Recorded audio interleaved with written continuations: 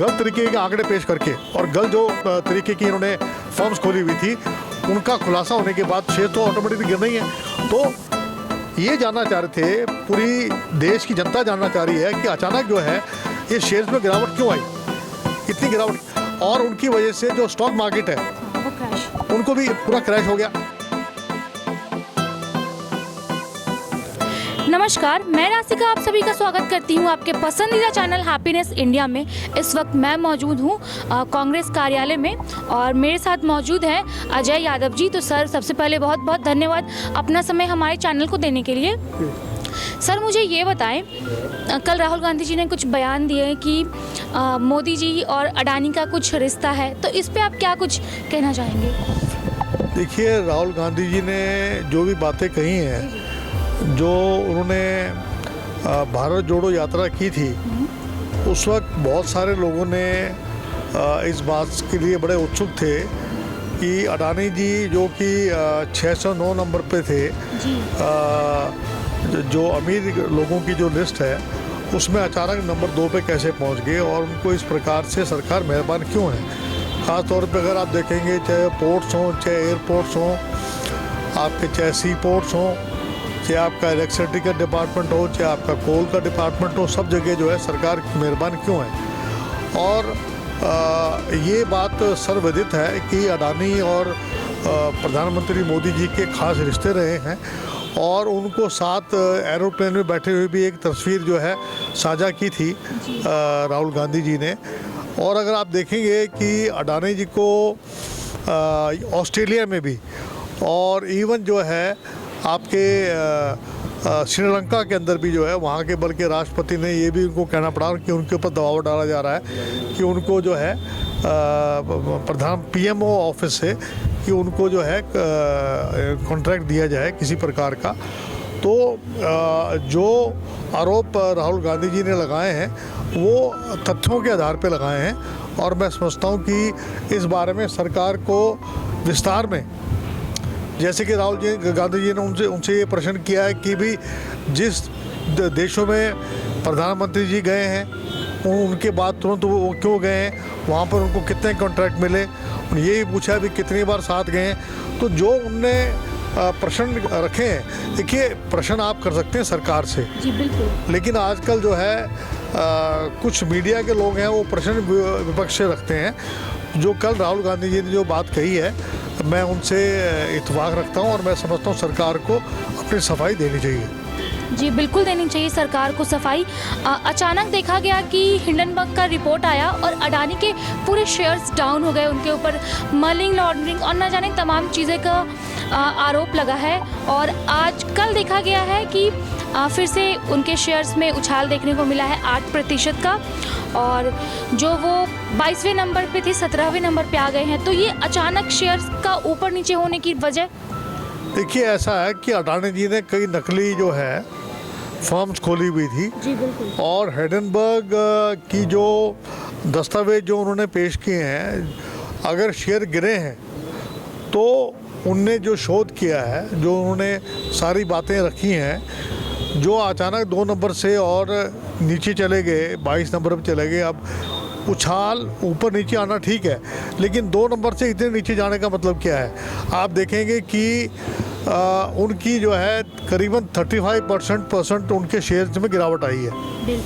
तो ये साफ दर्शाता है कि उन्होंने जनता के जो पैसे हैं, खास तौर से जो LIC से जो लोन ले रखा है, स्टेट बैंक से ले रखा है, एक्सिस बैंक से ले रखा है, जो जितने भी आपके नेशनलाइज बैंक से पैसे ले रखे हैं, तो लोगों को भय है कि उनका जो पैसा है वो डूब सकता है। और सरकार ने, आप कोई छोटा व्यक्ति लोन ले लेता है, उसके ऊपर कितने दस्तावेज मांगते हैं। तो ऐसा अडानी जी के अंदर क्या खास बात है कि उनको इतने लोन दे दिए और लोगों को भय इस बात का कि जो गलत तरीके के आंकड़े पेश करके और गलत जो तरीके की इन्होंने फर्म्स खोली हुई थी उनका खुलासा होने के बाद शेयर तो ऑटोमेटिकली गिरना ही है। तो ये जानना चाह रहे थे, पूरी देश की जनता जानना चाह रही है कि अचानक जो है ये शेयर्स में गिरावट क्यों आई, इतनी गिरावट, और उनकी वजह से जो स्टॉक मार्केट है वो क्रैश, उनको भी पूरा क्रैश हो गया। तो ये जो पैसा है कम से कम कई बिलियन करोड़ रुपए लोगों के पानी में चले गए। देखा गया कि पहले अडानी के शेयर्स जहां 4000 5000 था, अब वहीं 1000 500 ऐसे में हो गए हैं। हाल ही में रिपोर्ट्स में आया कि अब धीरे धीरे कहीं बढ़ रहे हैं। थोड़ा बहुत देखिए, ऐसा है कि सरकार इनकी है, पैसे थोड़े पंप इन कर रहे हैं लोगों को।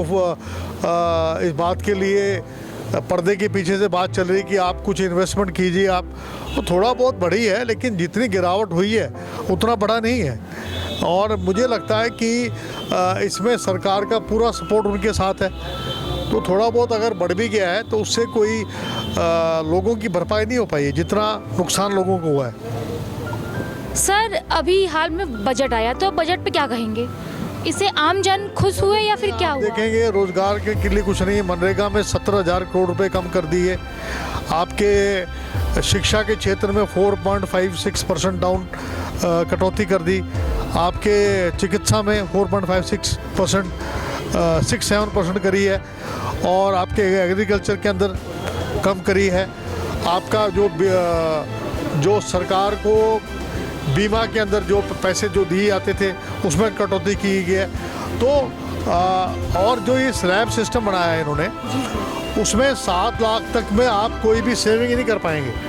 जैसे सेविंग बैंक, आप जो पुरानी जो स्लैब था उसमें अगर आप पोस्ट ऑफिस से अगर आपने कोई अगर बॉन्ड्स कराएं तो आपको उसमें रिबेट मिलती थी। अगर आपने कोई LIC से कुछ लिया उसमें रिबेट मिलती थी। इसमें 7 लाख तक अगर आपको केवल एक्सपेंडिचर ही करोगे तभी आपको इसका फ़ायदा मिलेगा। अगर आप सेविंग नहीं कर सकते हैं तो ख़ास तौर पे जब आदमी थोड़ी बचत की बात करता है, जब बुढ़ापे में आता है तो उसमें उसको कोई सहारा नहीं मिलेगा। ये इन्होंने वेस्टर्न कल्चर को अपनाने की कोशिश करी कि जो कमाया वो खाया हमने। लेकिन हमारे देश में हमारे लोगों की आदत रहती है कि वो अपने बुढ़ापे के लिए भी रखते हैं।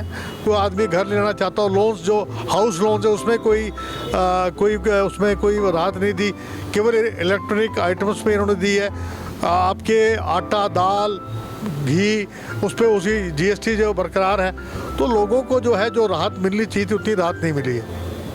जी सर, मुझे ये बताएं, हमारे आज के युवक के लिए है कि उनके अंदर खुशहाली कैसे आए, हैप्पीनेस कैसे आए, ये आप हमारे देश को युवक को थोड़ा बताएं। जो इनने स्लैब रखा है 15 लाख के बाद, जिसने 16 लाख कमाएगा उसके 30% कटेंगे। जी बिल्कुल। जो 1000 करोड़ रुपए कमा रहा है उसके भी 30% कटेंगे। बिल्कुल।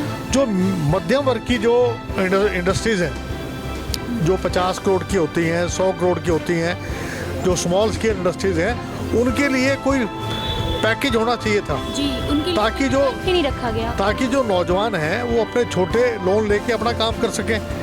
आज का सरकारी नौकरी तो ये बोल रहे हैं कि हम दे नहीं पा रहे हैं। तो मध्यम वर्ग की अगर इंडस्ट्रीज जो है उनको कोई प्रोत्साहन नहीं दिया। मेरा एक कहना है कि जो 15 लाख से 5% होना चाहिए था टैक्स, और जो लोग बड़ी इंडस्ट्रीज उस पर आप 30% कर देते, लेकिन जो स्मॉल स्केल इंडस्ट्रीज हैं उन पे 25 या 20% आप टैक्स कर देते, तो कम से कम जो है इंडस्ट्रीज जो हैं उनको बढ़ावा मिलता, रोज़गार के एवेन्यू खुलते। और जो अपने हिंदुस्तान की जो कंपनी है ख़ास तौर पर उनको प्रोत्साहन देने के लिए जो इन्होंने कहा था मेक इन इंडिया के बारे में, उसके बारे में सरकार की तरफ से शून्य कोई बात भी, किसी प्रकार का कोई प्रोत्साहन देने का काम नहीं किया। जी सर, मेरा एक आखिरी सवाल होगा। राहुल गांधी जी ने भारत जोड़ो यात्रा शुरू किया था, तो मेरे मन में एक सवाल था कि क्या भारत हमारी टूटी हुई थी जिससे उन्हें भारत जोड़ो यात्रा करने की ज़रूरत पड़ी? नहीं, ऐसा नहीं था। देखो, ऐसा होता है कि राहुल गांधी जी जिस तरीके से, जिस सर्कमस्टांसेस में पैदा हुए थे, सिक्योरिटी कितनी थी उनके चारों तरफ, तो जो जनता से एक जुड़ाव था, उन्होंने जनता के बीच में जाके और ये जाना कि जनता आज परेशान क्यों है, बेरोजगारी क्यों है, भ्रष्टाचार क्यों है, महंगाई क्यों है, आज धर्म जाति के नाम से लोगों को बांटा जा रहा है। तोड़ने का मतलब ये नहीं कि देश टूट गया है, ये नहीं कि एक नफरत की दीवार जो पैदा की थी उसको पाटने का काम किया है।